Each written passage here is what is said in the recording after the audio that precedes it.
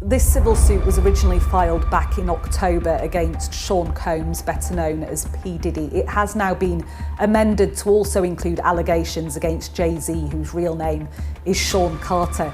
In this civil suit, a woman says that when she was a 13-year-old girl back in the year 2000, that she attended an after party for the MTV Video Music Awards, during which she says she was by Jay-Z. Jay-Z's name is popping up in a whole new kind of scandal, and this time, it's not about the music. A victim is coming forward with some explosive claims about what went down after the MTV Music Awards. According to them, things took a dark turn when they ended up in a limo with Jay-Z, where they say they were... Now, we know Jay-Z's been through some drama over the years, but this is a whole different level of mess. So what really went down that night?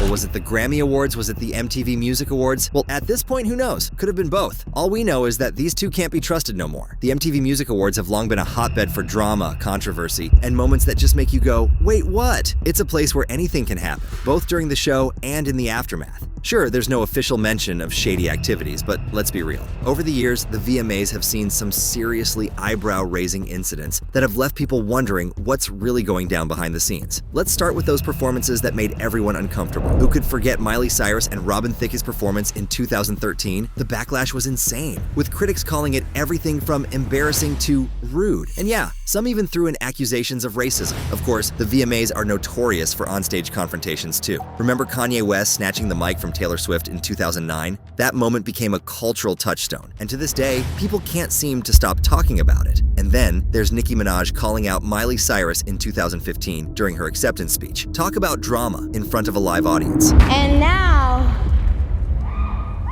back to this had a lot to say about me the other day in the press. Miley, what's good? The VMAs have also had their fair share of questionable award decisions, like in 2024, when Katy Perry took home the Most Iconic Performance Award for her 2013 Roar performance, right after she'd been wrapped up in some drama of her own. And don't even get me started on the aftermath. Some performances leave a trail of consequences for the artist involved. Miley Cyrus, for example, admitted she needed therapy to cope with all the hate after her 2013 performance. So while none of this necessarily screams suspicious activity, the VMAs have a reputation for stirring up controversy in ways that often last far beyond the night itself. There's something about this show that seems to make the most bizarre and unpredictable moments happen. And honestly, it makes you wonder if there's more happening behind the scenes than what we're shown on TV. Speaking of, Jay-Z and Diddy were not excluded from these activities. In fact, they are in the forefront. Some seriously heavy stuff has been coming up around Jay-Z and Diddy, and it's all tied to the 2000 MTV Video Music Awards. Apparently, a 13-year-old girl is claiming she was by both of them at an after-party that went down right after the event. From what's being said, she was taken to this house with a U-shaped driveway after a limo driver, who supposedly worked for Diddy, picked her up. When she got there, she was made to sign what she thought was some kind of non-disclosure agreement, which is already shady as hell. The details that came out in the lawsuit are pretty intense. The girl says she was handed a drink that made her feel all woozy, and that's when things got real bad. She says that Jay-Z and Diddy took turns her while the other watched, and there was even an unnamed female celebrity in the mix. After all this happened, the girl reportedly ran to a nearby gas station, called her dad, and tried to get out of there. Now, this lawsuit first popped up in October 2024 with only name-dropping Diddy, but it's recently been amended to include Jay-Z as a defendant too. Both Jay-Z and Diddy have been super firm in denying these accusations, with Jay-Z even calling it all a blackmail attempt. He's also said that if these claims were really true, the right thing to do would be to file criminal charges, not just go the civil route. But things got more interesting once we found out that the dude representing Jane Doe in this suit is none other than Tony Buzbee. You already know Buzbee because of all the clients who he's representing against Diddy.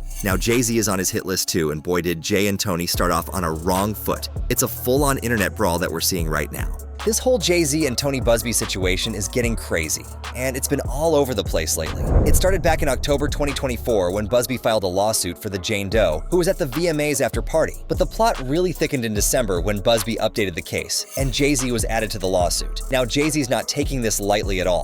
First of all, he came out swinging, saying the accusations are heinous, and that this lawsuit is just a blackmail attempt. He's questioning why it's not a criminal case, and instead a civil one, asking why the accuser didn't go to the cops if something like that really happened. Jay's also been vocal about how he feels, filing his own countersuit against Buzbee in November, accusing him of trying to extort money from him by threatening legal action. It's been a full-on back and forth, and the tension is definitely building. But then, things went to the next level when Jay-Z went on social media. And trust, it was savage. He straight up called Buzbee a deplorable human and went after his reputation, even dragging his history as a former Marine into the mix. Jay is clearly trying to throw some serious shade here, and you know he's got a way of making people listen when he talks. But Buzbee, he wasn't backing down either. He fired right back on social media, saying that he wasn't going to let anyone intimidate him and that sunlight is the best disinfectant. This is what he posted on his IG just the other day. His caption read, "Recognize this guy? This is a picture of the Weapons Platoon Commander, Alpha Company 1st Battalion, 4th Marines from our old Western Pacific cruise book. Despite a coordinated and aggressive effort that has included harassing my kids, contacting my clients and former clients to encourage them to sue me, contacting my colleagues or former employees asking if I've them, showing up at my current employees' homes to filing frivolous cases against me and my law firm, defaming me with outrageous assertions to anyone who will listen, and having mysterious people follow me and my family. I'm still that guy. I won't be bullied or intimidated. People will see through this effort to discredit me and my clients, and the truth will be revealed. I also won't allow anyone to scare my clients into silence. Sunlight is the best disinfectant, and I'm quite certain the sun is coming." It's like these two are trying to one-up each other in the media now, and honestly, it's hard to look away. As could be read from Buzbee's post, Jay-Z's team has accused Buzbee of pressuring one of his clients to lie about Diddy and the allegations. They're saying Buzbee is playing dirty, trying to manipulate the case for some sort of gain. But Buzbee's having none of it, dismissing Jay's lawsuit as frivolous and calling it a last-ditch attempt to intimidate him and his clients. Buzbee's also denying the whole extortion thing, claiming all he did was send a standard demand letter asking for confidential mediation. He's out here saying Jay-Z's team is desperate and seemingly out of control. So yeah, the mudslinging is in full swing. And of course, the accusations are still flying. Jay-Z's legal team is claiming that Buzbee's firm pressured a woman into throwing Diddy into the mix of these allegations, while Buzbee is flipping it, accusing Jay-Z's team of trying to bribe his clients to get them to back down. This is basically a messy ping-pong match of accusations, with each side trying to prove the other is in the wrong.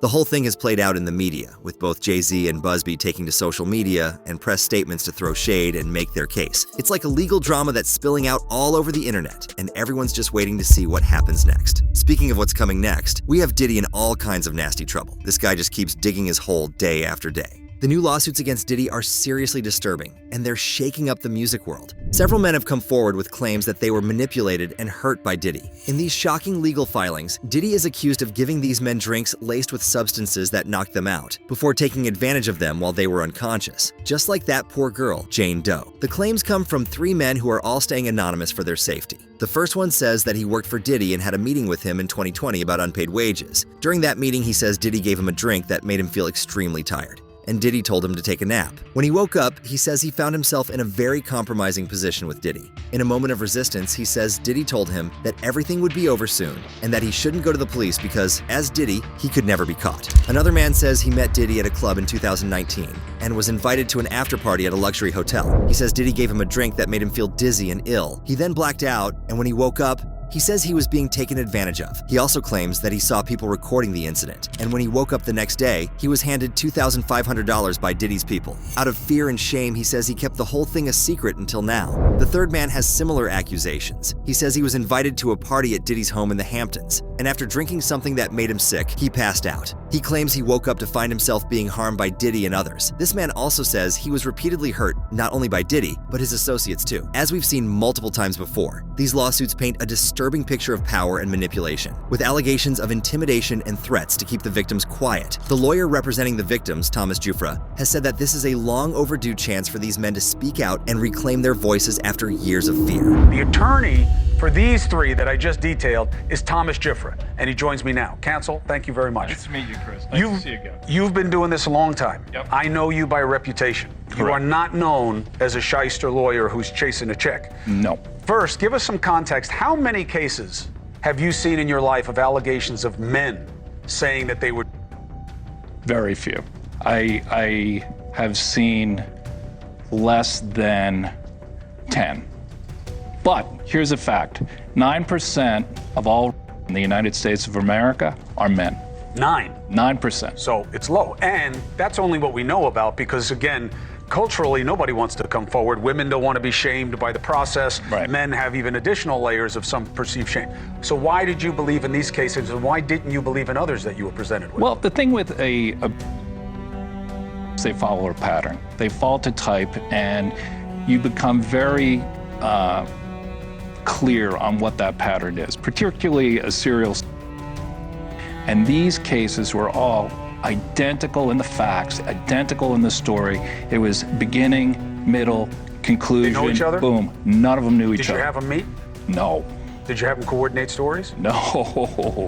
Do you think they had any contact with each other before they came to you? Absolutely not. As before, Diddy's team is fighting back, calling the lawsuits baseless and denying the claims. Whatever the case, these allegations are part of a broader pattern of legal issues for Diddy, who is already facing federal charges for and racketeering, which he denies. These new lawsuits add to the growing legal drama surrounding his life and career. There's definitely a pattern emerging in these lawsuits, and it's hard to ignore. Diddy's behavior at these parties seems almost eerily consistent. According to the victims, the process starts with him luring them in, whether it's through a casual meeting or an invitation to an exclusive party. But then, things take a dark turn. The common thread is that Diddy offers them drinks laced with substances that cause them to lose control of their bodies, drinks that make them sleepy, dizzy, and ultimately unconscious. This gives him the upper hand, as they have no way to resist or fight back. It's as if he's been using his power to manipulate and control his victims, preying on their vulnerability in these private, high-profile settings. What's even more disturbing is the aftermath. Each of the victims describes a similar tactic of intimidation. Once they wake up and realize what happened, they're faced with threats or fear of retaliation.